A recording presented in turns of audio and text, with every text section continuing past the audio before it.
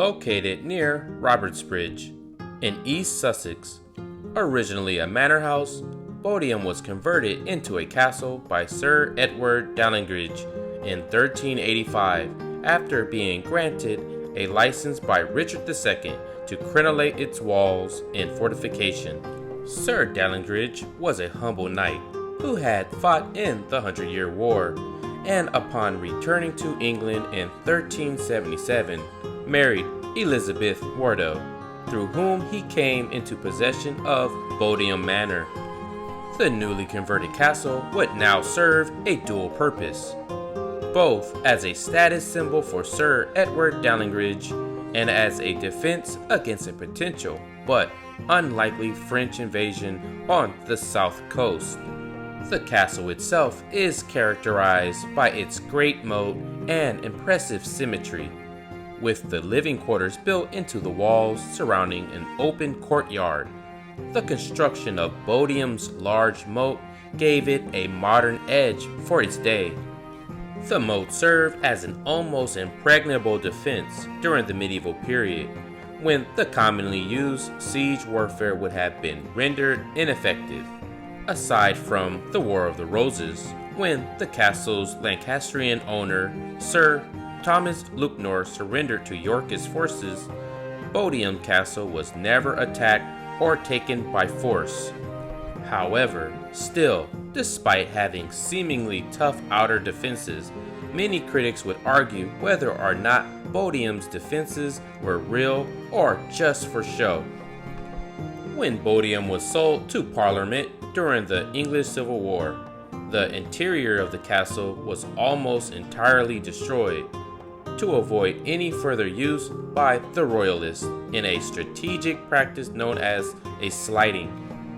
During this period, the facade was also allowed to fall into ruin until a succession of owners in the 19th and 20th centuries, notably Lord Curzon, who purchased the site in 1926, eventually restored Bodiam Castle to its current state.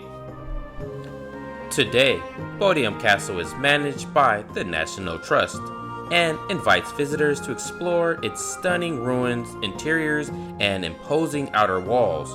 The imminent moat continues to surround the castle, over which a long wooden bridge brings guests to the Grand Gatehouse, complete with an original portcullis and the carved coat of arms of the castle's founder.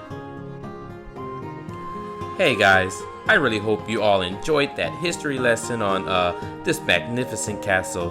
Bodiam is really one of my favorite castles of all time, and so I've really been wanting to take a swing at building it for a long time now.